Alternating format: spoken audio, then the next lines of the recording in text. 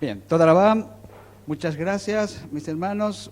Porjín Jabaim, a todos mis hermanos, bienvenidos, aquellos que se suman a través del medio de comunicación de alguna manera hacia el exterior, que es justamente la publicación después vía internet. Bienvenidos a los que estamos acá, Porjín Jabaim, Shabbat Shalom para todos. Y la porción que este día nos convoca, a pesar de que ya en la escuela, en la yeshiva, ya empezamos a transitar a ver parte, pero bueno, algunas cosas vamos a repasar, otras las vamos a mencionar nuevas, pero gran parte vamos a tener un repaso, pero bienvenido sea para aquellos que no participaron en la yeshiva, algunos puede que estén acá y otros que se suman a través justamente de verlos después a través del internet.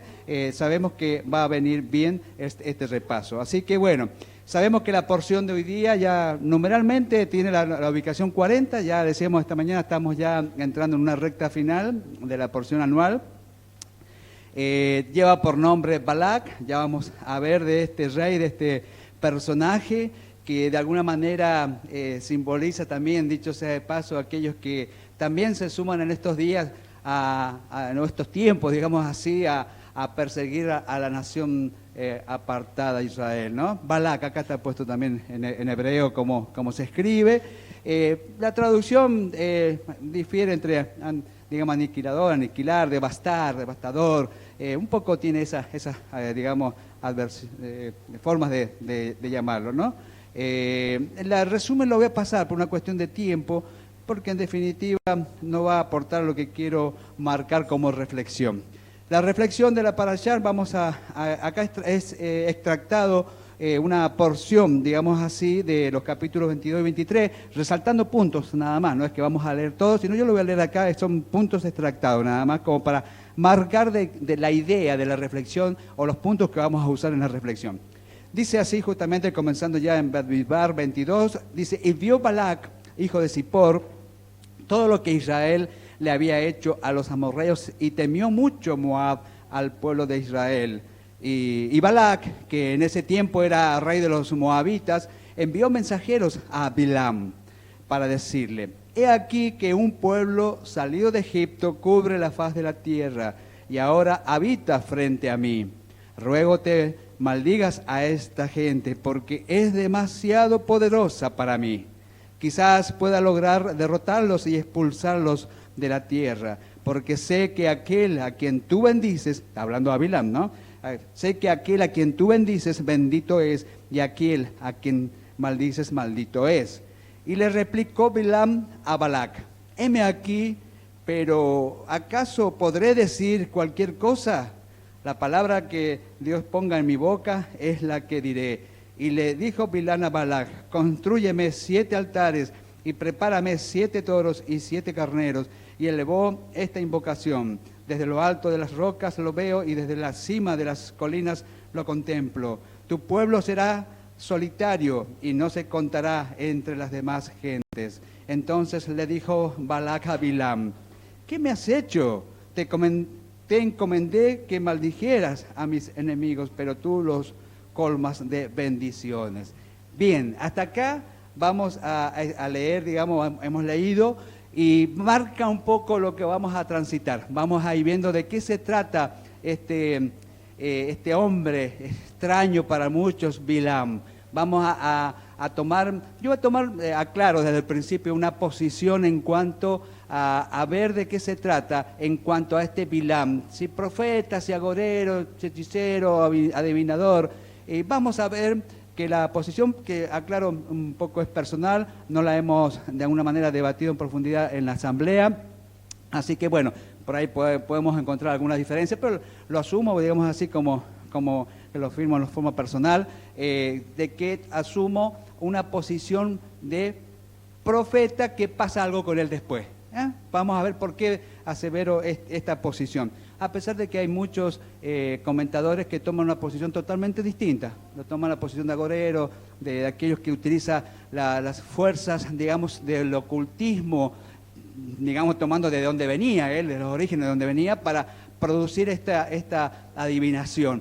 Es una posición respetable, totalmente. No es la posición que voy a tomar, lo vuelvo a repetir. Acá vemos justamente en esta introducción que estoy marcando un mapa así, digamos, de los tiempos en donde, para que nos ubiquemos, hay varios mapas, ya vamos a ver.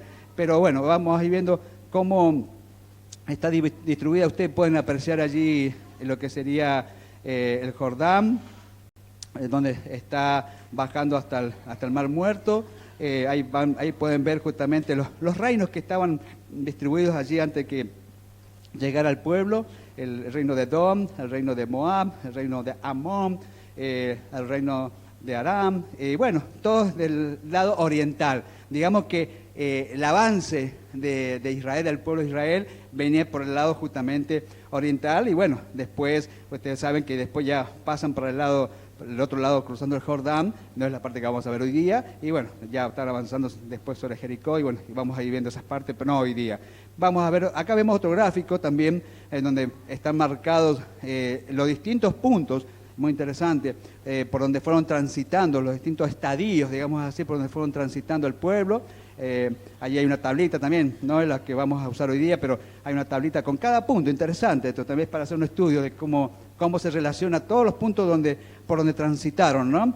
Y vamos a hacer un zoom acá a esta parte, que es la parte que nos interesa hoy día, que es donde ellos ya vienen entrando por el reino de Edom, de Moab. Después, bueno, vamos a ir viendo cómo se ubican allá, ese último punto, el punto 42, en las planicies de Moab. Allí, antes de cruzar el Jordán, o el Jardén, en hebreo es Jardén, justamente. Allí, en ese trayecto que va acá, de los puntos que he ubicado acá, del 37 al 42, se desarrolla el relato de hoy día, ¿no? Así que, bueno, para que nos ubiquemos, es interesante ubicarnos en dónde estamos geográficamente, o dónde estaba justamente el pueblo ubicado geográficamente, ¿no? Eso es interesante para tener una posición geopolítica, por decirlo así, justamente de lo que estaba aconteciendo, ¿no? Entonces, como he puesto acá, en esta parasha, la Torá nos relata la conquista por parte del pueblo de Israel de la margen, como decíamos, de la margen oriental del Jardín, del Jordán, y el comienzo de una nueva etapa en la que el pueblo hebreo se asienta en las orillas ya del Jardín del Jordán, ¿no es cierto?, preparándose a cruzar el río para entrar en la tierra prometida, en Canaán. Pero bueno, ya de vencer algunos pueblos, ahora se encuentra con otros pueblos que estaban allí. Es entendible, y esta mañana conversábamos en la yeshiva, porque por ahí, si uno no se ubica en el contexto geográfico, uno dice, bueno, salieron contra el pueblo de Israel. Ubiquémonos que en esa llegada del pueblo de Israel, evidentemente esta gente que estaban allí, estos pueblos justamente, claro, y veían una masa organizada, 2,5 millones de personas que llegaban organizados, ya no eran unos errantes en el desierto, no eran unos nómades donde podían enfrentarlo. Se ven allí más con el antecedente de lo que venían de vencer a grandes, digamos, a pueblos que de alguna manera tenían su representación, gigantes y demás. Entonces, la verdad que era decir, wow, acá no estamos ante cualquier cosa, o sea, que era temible, y por eso vamos a ir viendo el desarrollo de cómo este hombre Balac acude justamente a este Bilam. Vamos a ir viendo, no me quiero adelantar para ir ordenadamente. El pueblo de Israel ya no es un pueblo de errante, como ya lo hemos dicho, justamente y como consecuencia de este hecho de que venía venciendo a otros pueblos, los pueblos de la zona comienzan a considerar al pueblo de Israel como una amenaza en la zona de Canaán. Ellos lo ven como una amenaza. Nosotros, claro, estamos viendo como aquellos que se oponen a Israel. Pero desde el otro lado vemos que realmente, claro, era un pueblo que llegaba. Ellos no sabían que era el pueblo que el Eterno había enviado, había marcado, había traído profecías sobre ellos justamente. Ellos no lo sabían, sabían de un antecedente de que habían salido de esclavitud de Egipto, con muy probable que supieran de todos los acontecimientos que habían ocurrido, pero bueno, más allá de eso no sabían que era un pueblo que avanzaba, que llegaba, y que bueno, estaban bastante inquietos estas personas que estaban en la margen occidental. Daniel, adelante. Sí, José, la verdad es que hoy en día tenemos oportunidad de asistir a algo similar, y cómo los estados se preocupan ante la gran dispersión siria. Aún los estados modernos, les cuesta mucho contener esa masa de gente que avanza buscando un lugar donde vivir, ¿no? Sí, y así que podemos presenciar hoy día algo similar a lo que vivirían esos reyes en esa época. Vemos lo que te estás refiriendo, Daniel, vemos que es una masa pequeña, pero real, es digamos, migración bastante esparcida en los continentes, porque no solamente se ha quedado en Europa, lo que te estás refiriendo, sino ha avanzado al otro continente también, de América también. Entonces quiere decir que comparativamente, si vemos que todo esto se estaba viendo, que venía una migración, que venía un avance de 2,5 millones de personas organizadas, ahora lo que estamos viendo es cierto, es un éxodo, ¿no es cierto?, sobre todo de la zona de Siria, de Irak, de toda esta zona donde hay problemas de guerra, pero podríamos decir quizás no estaban en esta característica de organizados como estaba el pueblo hebreo, el pueblo de Israel en ese momento. O sea que multipliquemos esto por varios números, la inquietud de ahí, de estos moabitas, por ejemplo, en este caso de Balac, ¿no? Bueno, parte del pueblo hebreo comienza a levantar ciudades en la margen oriental, eso también pasó. Cuando el pueblo de Israel comenzó a acercarse a la tierra prometida, se levantaron otros pueblos que estaban asentados en el oriente del Jordán y salieron al enfrentarlos los canaanitas, los de Moab, los de Sihón, justamente. Después de luchar y triunfar sobre estos pueblos, el pueblo de Israel continúa su marcha hasta que llega al límite de Moab, donde reinaba. Ahí aparece ya el primer, podríamos así, del primer personaje del cual vamos a hablar, Balac. Vamos a estar hablando prácticamente de Balac, justamente Ben Zippor, hijo de Zippor. Acá acabaría de decir Balac, hijo de Zippor, de Zippor, porque realmente uno dice Ben tanto cuando son parte del pueblo. En este caso, Balac, hijo de Zippor. Este Balac, justamente, lo comenté al principio, creo, pero bueno, ahí tenemos cómo se escribe. La raíz primaria habla justamente de desolar, vaciar, aniquilar, ¿no es cierto? Por eso que ya generalmente los nombres marcan o marcaban a las personas, ¿no? Y de alguna manera llevaba ese nombre este personaje, Balac, ¿no? Balac informa a su pueblo, era un rey casi transitorio, hacía poquito que había asumido el gobierno, ¿no? Se dice que el rey anterior huyó ante lo que había pasado y bueno, como que vio cuando hay esos gobiernos transitorios y lo tomó Balac, como quien dice, la papita caliente, no sabían qué encontrarse y bueno, lo tuvo que asumir. Balac informa a su pueblo del peligro que representa la cercanía del pueblo de Israel, por lo cual sugiere buscar cooperación, fíjense, entre Midian y Moab, ¿no? Balac conoce que el intento de vencer al pueblo de Israel por la fuerza ya, podríamos decir, sabía que no tenía efecto. Ya habían visto que contra Israel por la fuerza hasta ese momento no surgía efecto, ¿no es cierto? Bien, vimos que los 3 pueblos anteriores que habían luchado contra Israel habían sido vencidos, por lo cual Balac elige un camino diferente, digamos original para la época, nuevo para la época. Decide emplear armamento no convencional, como lo he puesto aquí, fuerzas espirituales, ¿no es cierto? Por ahí hoy día estamos un poco más más acostumbrados a esto de la lucha espiritual, de las fuerzas espirituales. En ese tiempo había, digamos, una característica de guerra tradicional, de par a par, de frente a frente, de ejército contra ejército, pero acá Balac vamos a ir viendo por algunas cuestiones que vamos a ver, es como que ve la necesidad de acudir a algo más, de una lucha distinta, una lucha acá, como he puesto, no convencional. Renuncia en principio a la guerra convencional y trata de lograr la colaboración del profeta Bilam, hijo de Peor. Acá aparece en escena el segundo personaje. Balac, por un lado, Bilam, vamos a ver el nombre que significa, por otro lado, Bilam ben Beor, o hijo de Peor. Y lo llama de alguna manera para que maldiga justamente al pueblo de Israel, ¿no? Bien, o que usar sus fuerzas contra ese pueblo. La forma, por ejemplo, en que Balac analiza la situación es bastante sutil. Un pueblo sin nombre, como él lo ve, se libra de la esclavitud de Egipto, justamente. Egipto era, como decir hoy día, una gran potencia, como decir los Estados Unidos, por ejemplo, de América. Se hace un camino entre los demás pueblos y conquista rápidamente una tierra que no era suya, ajena, para instalarse en ella.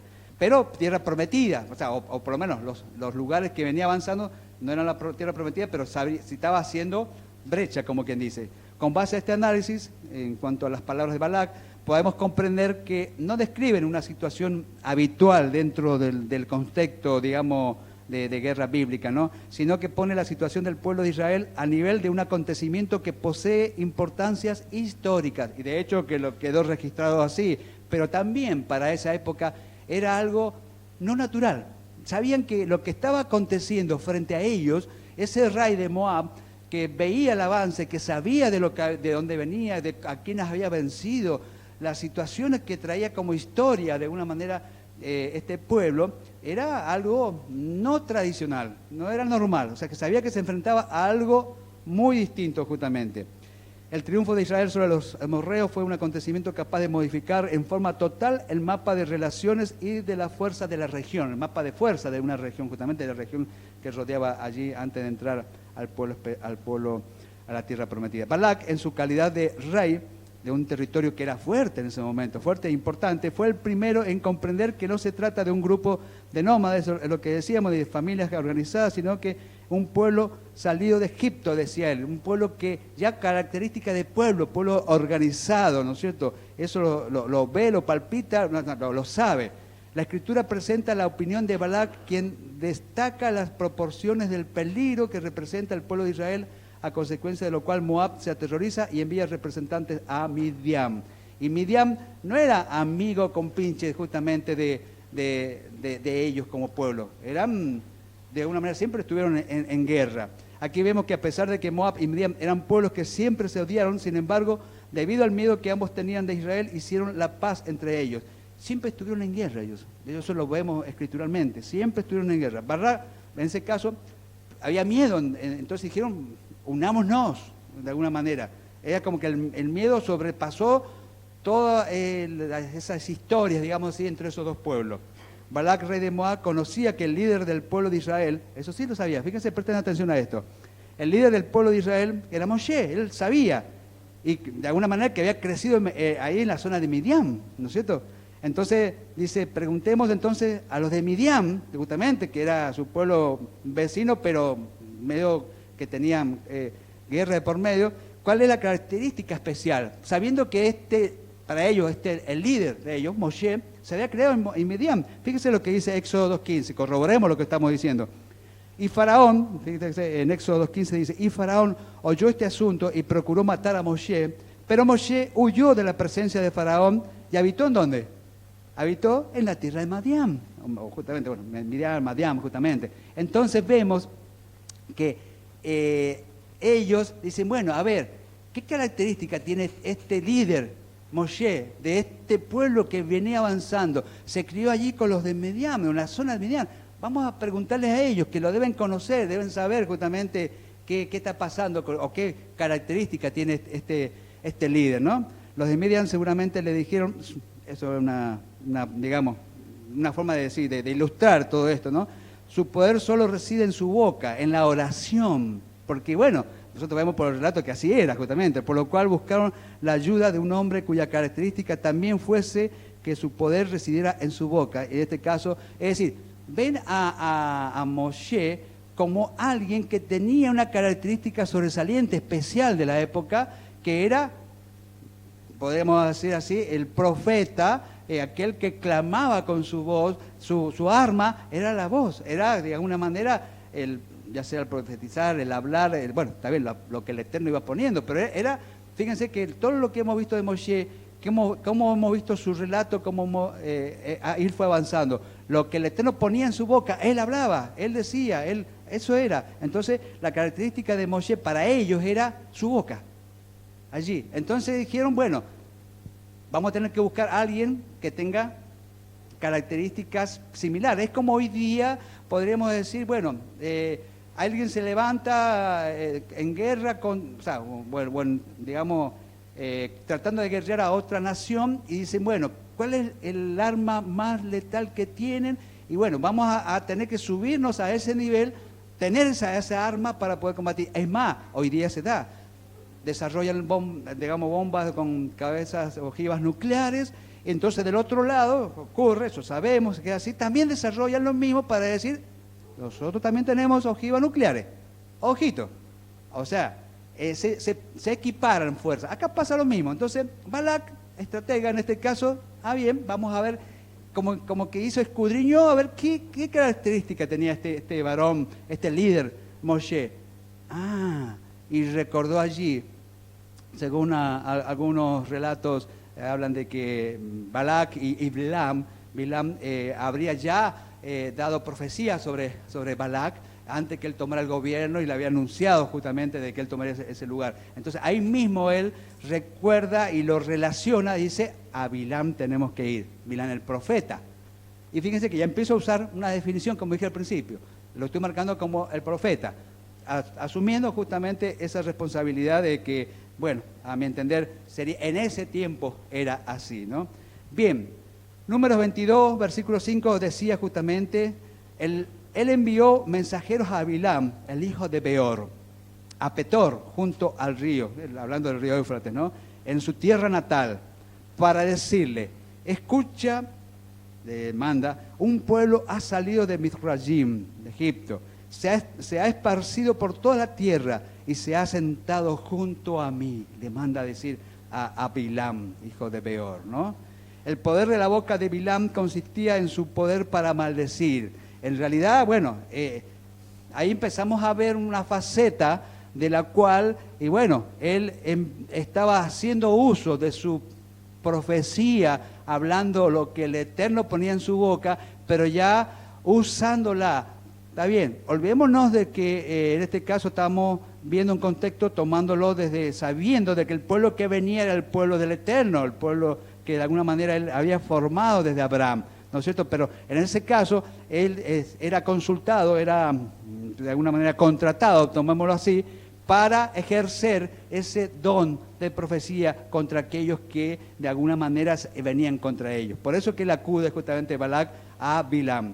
Balac comprende que la única manera de triunfar sobre un pueblo anormal, digámosle así, sería mediante una estrategia también anormal, por lo cual recurre a Bilam, es lo que decimos. Fíjense, vamos a ver algo ahora de la característica ya del nombre de Bilam, que lo va a marcar la característica de él también, ¿no?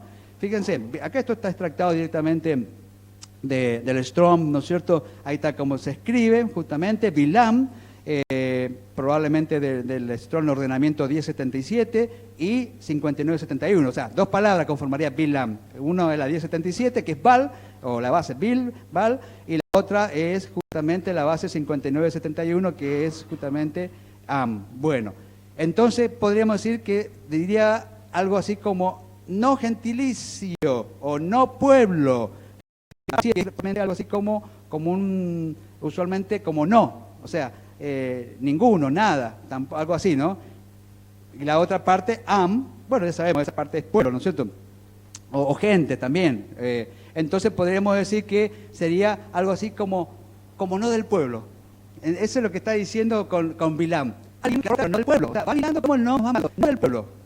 Profeta no del pueblo. Vamos quedándonos con esa imagen. Bilam, profeta, no del pueblo, ¿no? O no del pueblo más específico, ¿no?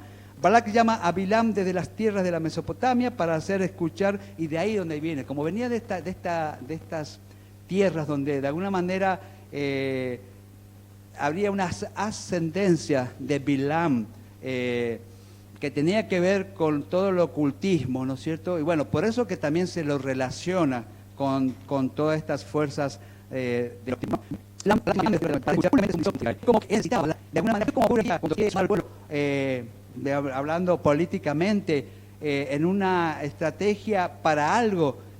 Lo vivimos acá en nuestra zona, por decir, se me viene a la mente ahora, Argentina en el tiempo del Mundial, donde teníamos una situación social muy, muy fea, donde teníamos una situación política bastante mal marcada, y bueno, se inventó algo y se hizo algo justamente para distraer al pueblo, para unir al pueblo. Acá es más o menos lo mismo. Se quiere que Bilam, como conocido, como profeta que marcaba palabra, y eso se daba, querían que el pueblo escuchara públicamente la profecía de maldición, por decirlo así, contra el pueblo que avanzaba, el pueblo de Israel. Esa era la estrategia de Balac, que el pueblo, para poder fortalecerlo, ¿no es cierto?, era como se usa hoy día, tenía que levantarlo. El pueblo tenía temor, se imagina, lo que expresaba Balac anteriormente, en los versículos anteriores, el pueblo lo sabía de dónde venía. Es como todos, las malas noticias se expanden ahí.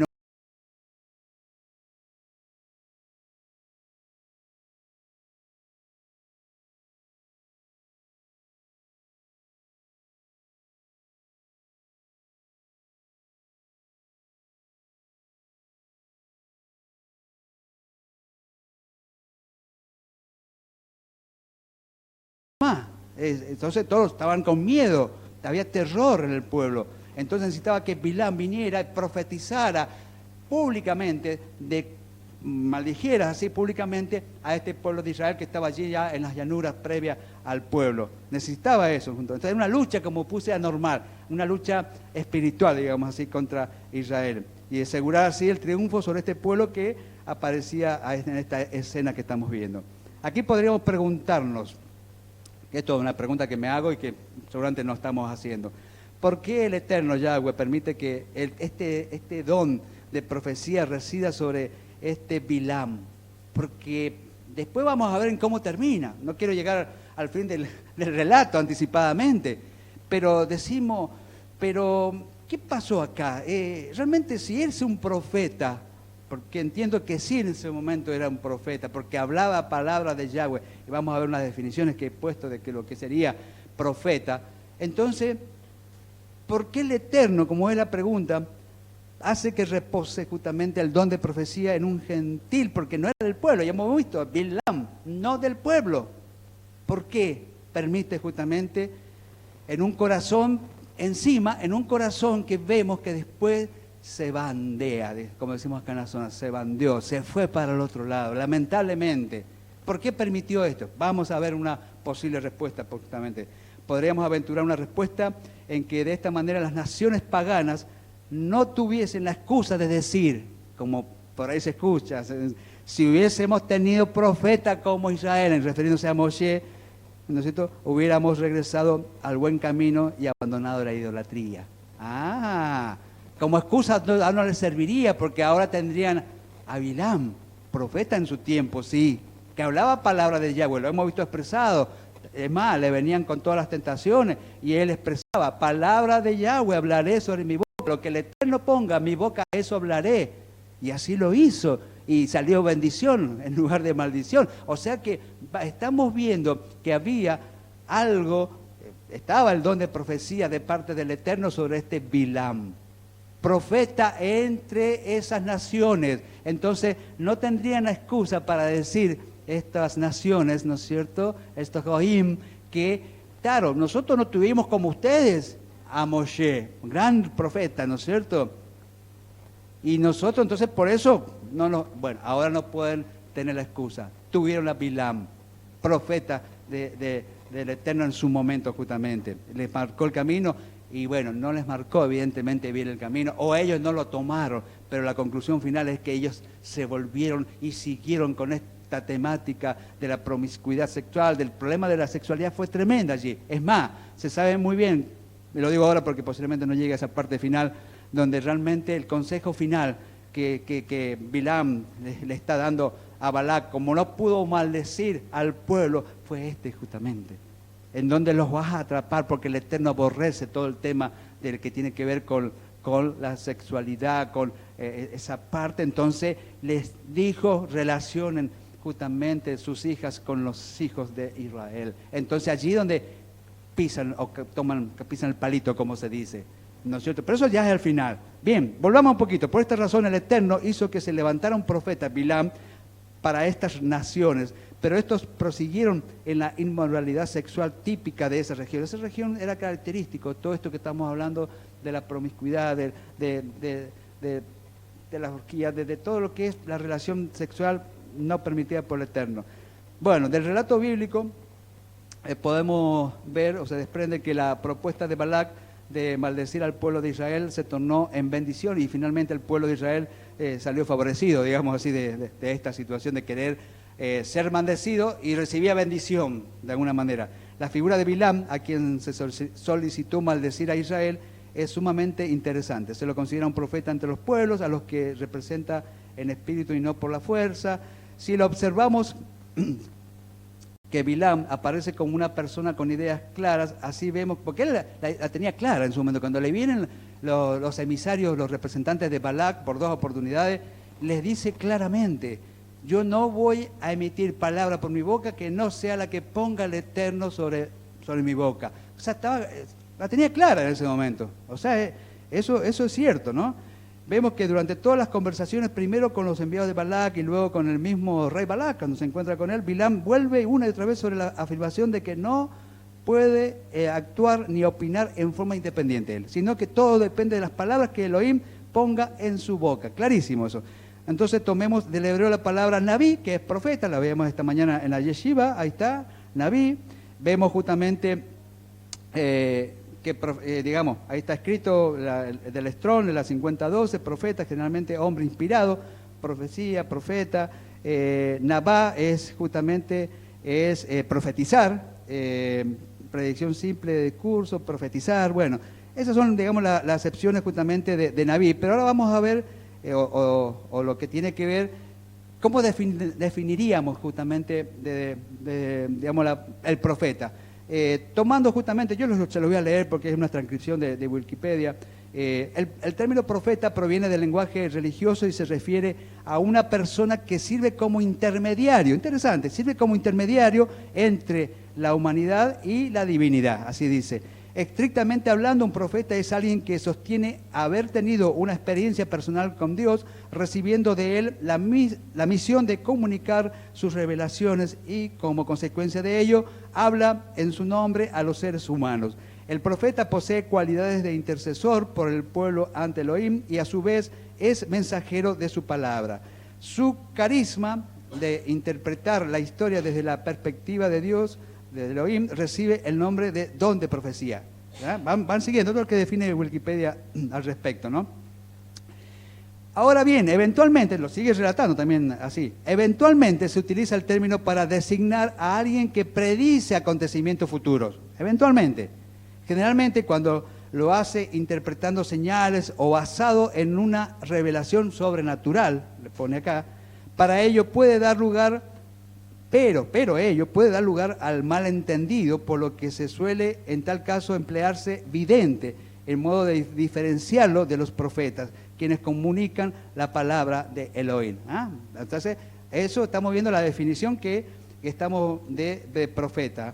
Continúa, y esto es la última parte que leo de Wikipedia. Si bien la palabra profeta deriva del griego profetes, cuyo significado es el de mensajero, portavoz e incidente político, el uso de la palabra profeta con sentido estrictamente monoteísta se remonta a la cultura de los hebreos a través de la palabra que la vimos recién, Naví, ¿no?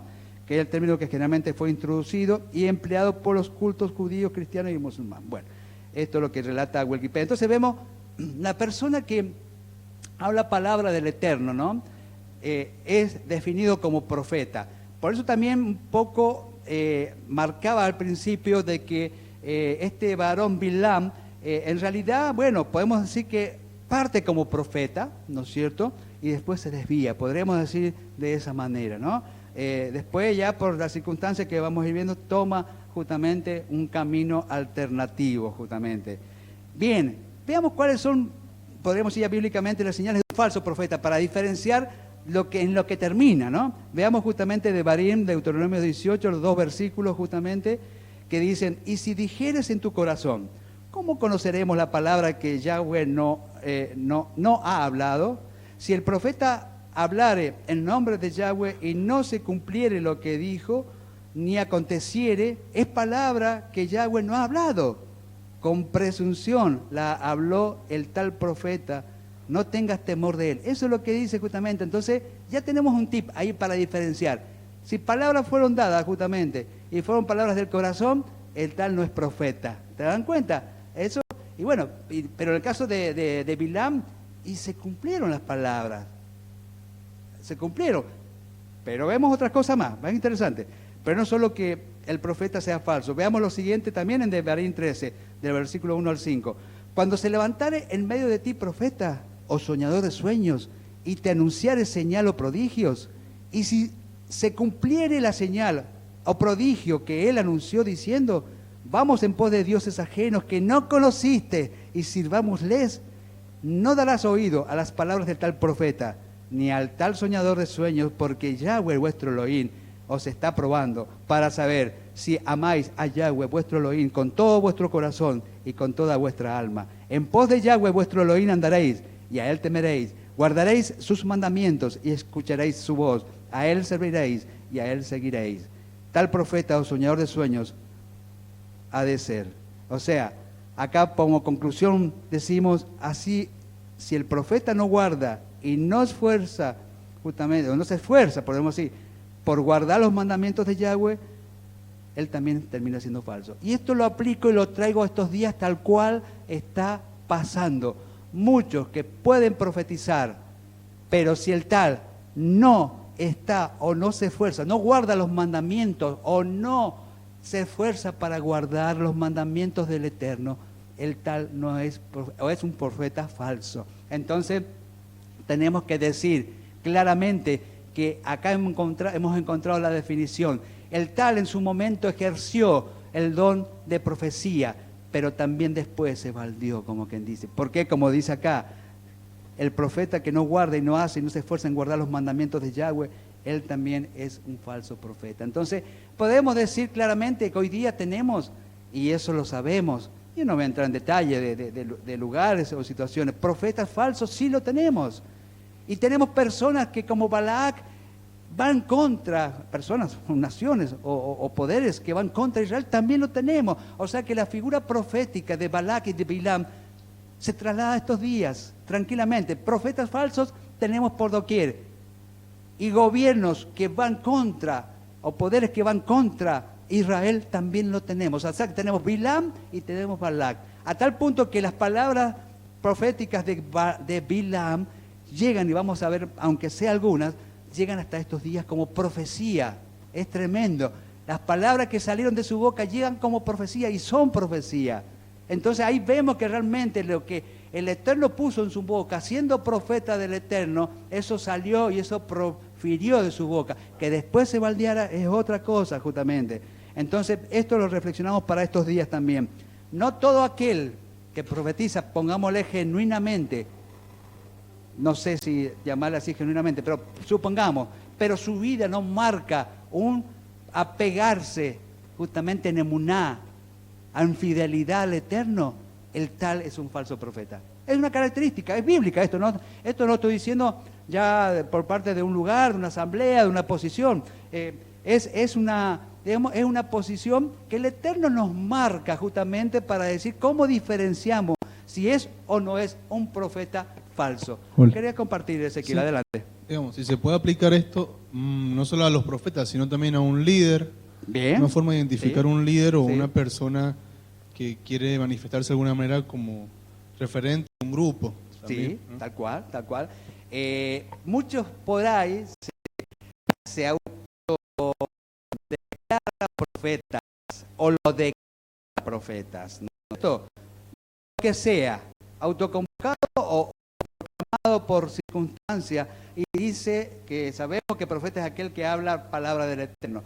Y encontramos que la mayoría, por lo menos, de los profetas que he escuchado, hablan palabra de hombre, porque no encuentro asidero de aquel profeta, como marcaba esta mañana mi hermano Daniel, que profeta es aquel que trae viniendo para hablar, para una asamblea, para una que traiga arrepentimiento, para hacer volvente Shubá al pueblo, a la nación, al lugar, ¿no es cierto? Y muchos de los que dicen ser profeta no hacen tal cosa. No quiero sumar, no es esa la parte que quiero compartir, pero en realidad hoy día tenemos ejemplos por doquier, sean ministros, líderes, autodenominados profetas por doquier, justamente tenemos de esos ejemplos, pero yo creo que no hace falta que abunden esto. Lo saben que hay falsos profetas. Acá tenemos la característica. Entonces, aún hagan cosas que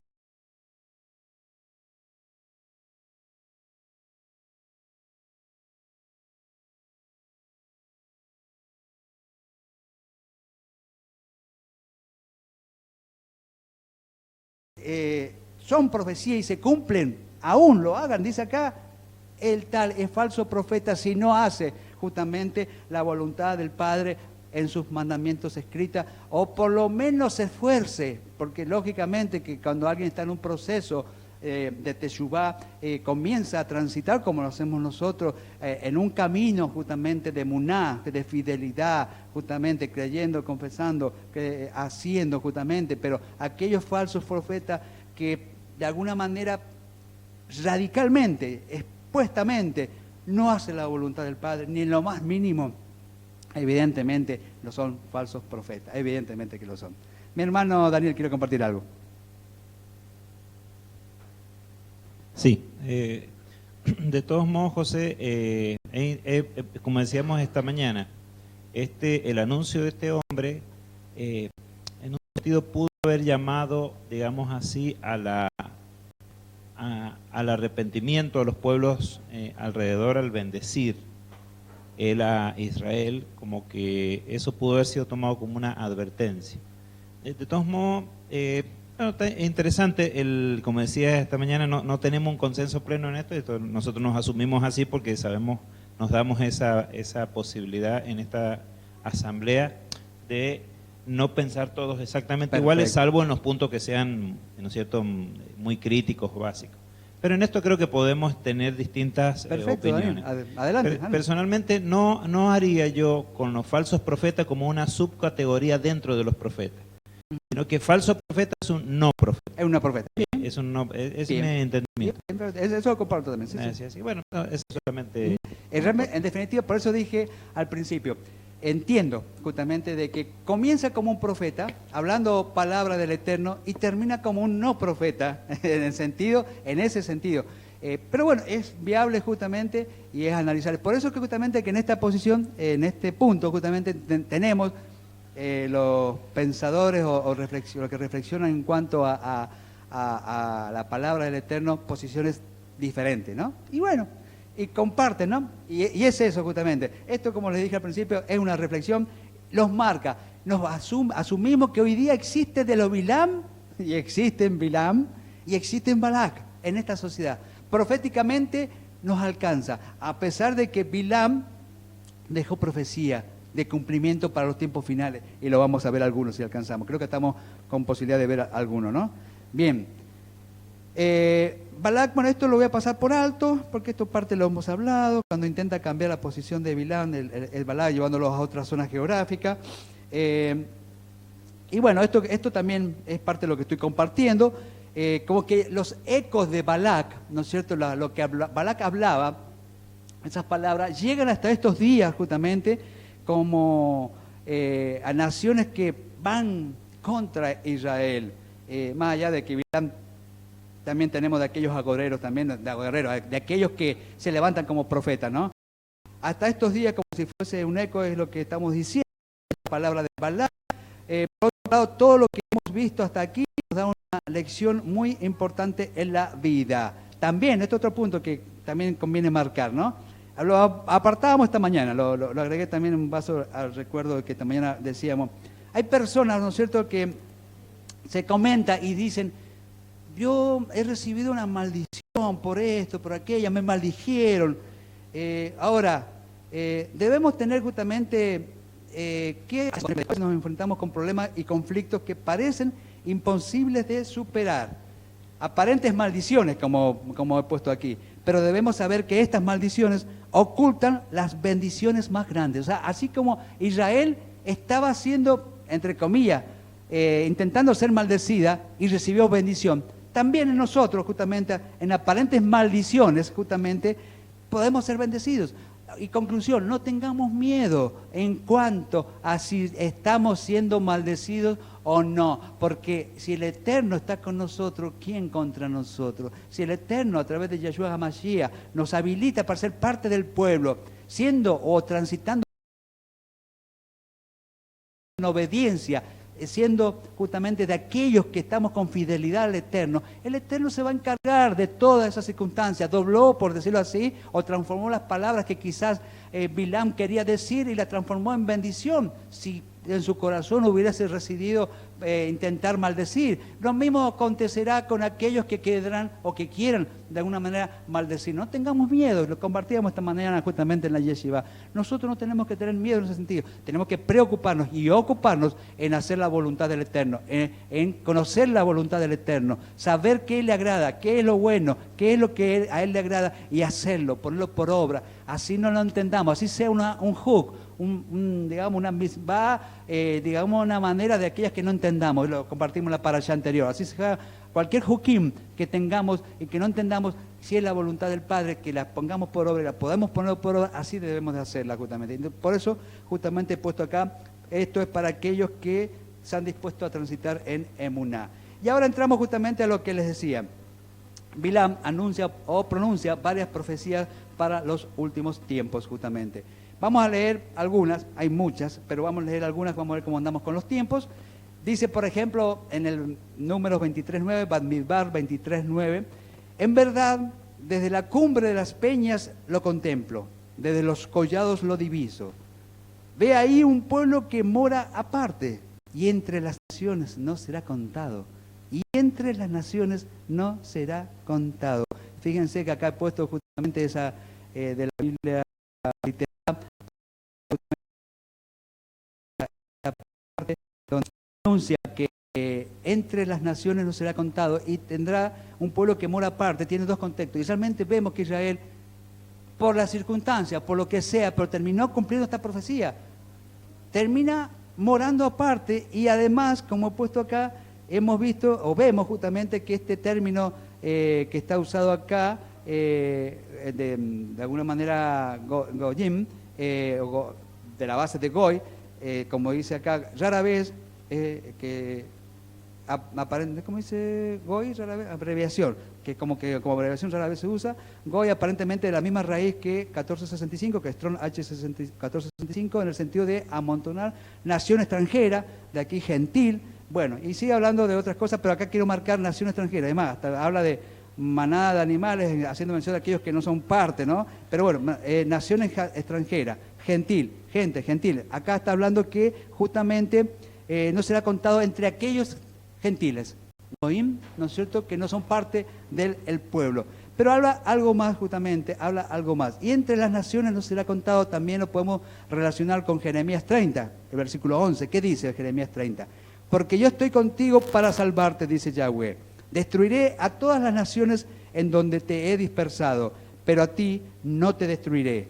Te corregiré con mesura, pero de ninguna manera te dejaré impune. O sea que el Eterno está mirando con favor sobre el pueblo de Israel, como dice acá.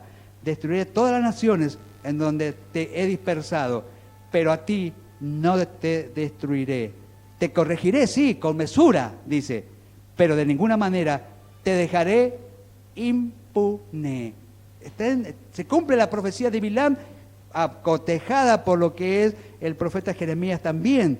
Dice claramente que él dice, contado, ¿cómo era? No será contado entre las naciones.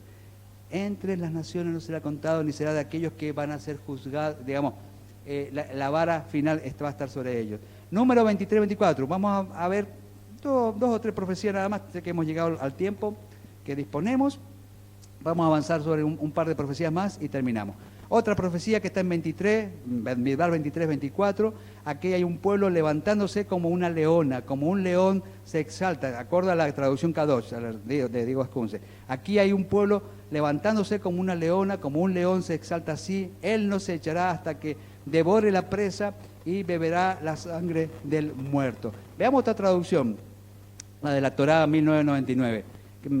Me tomo más por esta. He aquí que el pueblo se levantará como un cachorro de león, y se le elevará como un león. O sea, se va a levantar de a poco como cachorro, con fuerza pero menguado, y se elevará como un león. No se recostará hasta que consuma su presa y beba la sangre de la víctima, ¿no? Profecía de lo que acontecerá en los últimos tiempos. Fíjense que acá he puesto también la traducción transliterada, ¿no? Y acá vemos que en esta parte donde se usa la primera parte donde habla del león, fíjense que es el número de ordenamiento Strong, del diccionario Strong, H3833. Y una de las acepciones, también está león, sí, leona también, pero una de las acepciones está leoncillo. Entonces, fíjense, está bien, muchos dirán, bueno, pero también puede ser león, pero en lo personal, por eso hay partes que uno toma justamente, esta parte que la he puesto acá en hebreo, la volví a analizar, se levantará como un cachorro de león, es como que da más pauta de profecía, de aquel que crece siendo la fuerza del león y después justamente se desarrolla ya como león y es el que ataca de alguna manera, bueno, todo lo que expresa está hasta que consuma su presa y beba la sangre de víctima, ¿no? Y no como esta otra parte como leona. Sí hay otra parte que sí podemos decir como leona, como está como agazapada como leona. Leona, cuando uno ha visto esos videos de Discovery, bueno, todo esto, ve que la leona tiene una actitud, podríamos decir, hasta más atenta que la del león. El león tiene fortaleza, en cambio la leona está como agazapada. Es distinta. Pero acá entiendo que la traducción que usa la Torá 1999 es más cercana a lo que de alguna manera es el desarrollo profético. Israel como aquel que se desarrolla desde un cachorro de león y luego se avanza como león, como un león adulto, ¿no? Bueno, acá está lo que dice Diego Ascunce justamente refiriéndose, él toma como leona, ¿no? Y bueno, es como que dice que Yeshua está reuniendo a Israel, se levantará como leona para su gloriosa y poderosa entrada en la tierra. Es lo que el comentario de Diego Ascunce a este punto, porque traduce como leona, justamente. Pero bueno, yo tomé esta partecita como cachorro de león, ¿no? Profecía. Veamos esta más y con esto creo que vamos a cerrar. Cuando ellos se acuestan, en Bamidbar 24:9, cuando ellos se acuestan, ellos se encorvan como león, como a una leona, o como a una leona, dice acá. ¿Quién se atreve a despertarla, no? Benditos serán todos los que te bendigan, malditos serán todos los que te maldigan. Y acá sí justamente podemos ver esta acepción ya como leona, porque está agazapada como leona. Ahí ella como león con fortaleza, como león atenta justamente. Y bueno, después que dice al final, ¿quién lo despertará? Después dice, benditos son los que te bendijeren y malditos los que te maldijeren. ¡Wow! ¡Qué profecía!, ¿no? Bueno, acá está hablando justamente, tomando del comentario de Diego Ascunce, Yeshua es el león de la tribu de Yehudá, ¿quién se atreverá a incitarlo? Y también dice, esta promesa que está en Génesis 12 es renovada y siempre ha estado y estará en vigor. Bien, bien. ¿Cómo estamos en los tiempos? ¿Estás o no? Ya estamos, ¿no? Bien. Entonces, bueno, como siempre decimos, a veces se nos queda en el tintero algunas cosas y quiero ver si alguna de las profecías que están para adelante... Bien, vamos a dejar acá. Leamos esta nada más, son 2 minutos más. Dice en Bamidbar 24:17, yo lo veo pero no ahora, yo lo contemplo pero no pronto, una estrella saldrá de Jacob, un hombre se levantará de Israel, para destrozar los príncipes de Moab y saqueará a todos los hijos de Shet. Y Edom será una herencia, Esab su enemigo será una herencia a Israel. Israel se portará valientemente. De Jacob se levantará alguien que reinará y él destruirá de la ciudad aquel que escapa. Bien, estos versos de 17 al 19 puesto acá son profecía para los días del tiempo final. La estrella de la mañana es Yeshua, justamente, de acuerdo a 2 de Pedro. Vamos a leer 2 de Pedro, así queda un testimonio del Brit Hadashah. Así está completo, y ahí sí terminamos. 2 de Pedro 1:19, haciendo mención a esto mismo que acabamos de leer. Dice así, si tenemos la palabra profética muy clara, ustedes harán muy bien en poner atención a ella como luz que alumbra en la oscuridad, lugar de tinieblas, hasta que el día amanezca y la estrella de la mañana se levante en sus corazones. Y la estrella de la mañana justamente se levantó y regresará pronto para hacer juicio y va a cumplir justamente que de la mano de Yeshua justamente como Mashiach va a juzgar a las naciones. Y a las naciones estas de Moab justamente, de Edom, de Roma justamente, va a juzgar. Y muchos de los que están insertos en ese sistema que hace mención a Edom, a Roma, serán juzgados. Que nos libre el Señor de no pertenecer justamente a algunos de esos sistemas justamente, lo cual se está declarando que irá contra las naciones justamente que representan a esas justamente, o a esos pueblos que representan a aquellos que van contra Israel. Entonces, que el Señor nos libre, que tengamos presente justamente que en los tiempos que estamos viviendo hay de los Bilam, hay de los Balak, hay sistemas de gobierno como los de Edom, de Roma. Tenemos justamente sistemas que van contra Israel. Entonces, cuando nosotros decimos, aquellos que te maldigan serán malditos y aquellos que te bendigan serán bendecidos, yo tomo la posición de bendecir justamente, de poder hacer la voluntad del Padre, de poder ejercer también, de alguna manera, por decirlo así, esa profecía, de bendecir y no de maldecir. Algunos se atreven inclusive a maldecir, que el Señor los libre, porque no saben lo que están diciendo. Lamentablemente, lo hacen y públicamente lo hacen, los ponen en púlpitos justamente de maldecir a Israel. Se me viene a la mente un gobernante justamente de Latinoamérica que maldijo a Israel. ¿Qué pasó al tiempo? Hoy día ya no está entre los vivos. Así es, o sea que tengamos cuidado justamente de maldecir a Israel. Daniel, ¿querías compartir algo? Sí, Adelante.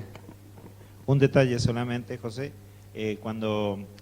para no extendernos tanto, cuando leías acá en Números, en Midbar 24:17, donde se habla de esa estrella que saldrá de Jacob. Bueno, los comentaristas por ahí relacionan esta expresión de los Magoi que vinieron a ver el nacimiento del Mashiach, lo relacionan con este pasaje porque dicen, pues, su estrella hemos visto en el oriente. Y termina siendo una situación muy similar las dos, porque estos hombres que sabemos que no pertenecían al pueblo de Israel, lo estuvimos estudiando ese tema cuando estuvimos viendo los primeros capítulos de Mateo, justamente son extranjeros, confesos de una religión pagana, como la analizamos en su momento, y sin embargo a ellos también les es revelado el nacimiento del Mashiach de alguna forma. Suceden estas situaciones extrañas en la Escritura, ¿no? No están apegados, no conocen los mandamientos, vienen a preguntar por las profecías de Israel, porque dice, ¿dónde está el rey de los judíos que ha nacido? Dice, pues su estrella hemos visto en el oriente. Y hace referencia a esta expresión de Bilam, donde él dice, una estrella saldrá de Jacob. Es muy interesante ese tema. Tal cual.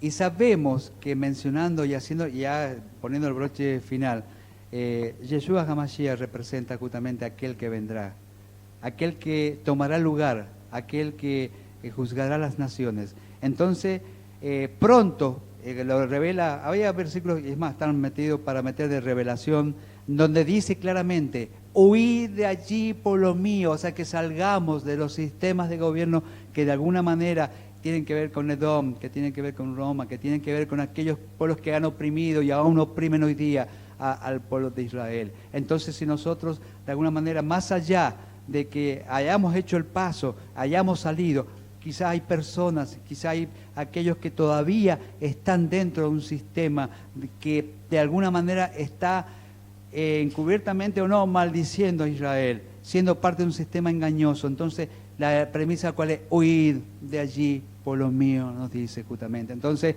que no seamos de aquellos y que no participemos de aquellos justamente que van contra Israel. Entonces, sabemos que Yeshua HaMashiach, el profeta, aquel que el Eterno envió, el Shiloh que el Eterno envió, con una profecía de redención, y así fue justamente, y así es, nos ha redimido, nos ha levantado, nos ha puesto en un lugar de preeminencia, y de esa manera vamos a poder justamente sobrellevar todas circunstancias en los tiempos, en los días finales, en los Noraim, Yom Noraim, los días temibles. Si mantenemos esta fortaleza de ser parte de aquellos que posiblemente con un esfuerzo en algunas cosas, el Eterno nos dice permanecer en el camino hasta proseguir la meta, justamente el Eterno nos va a librar y nos va de alguna manera sobrenatural a hacer de que seamos parte de aquello que no vamos a pasar o no vamos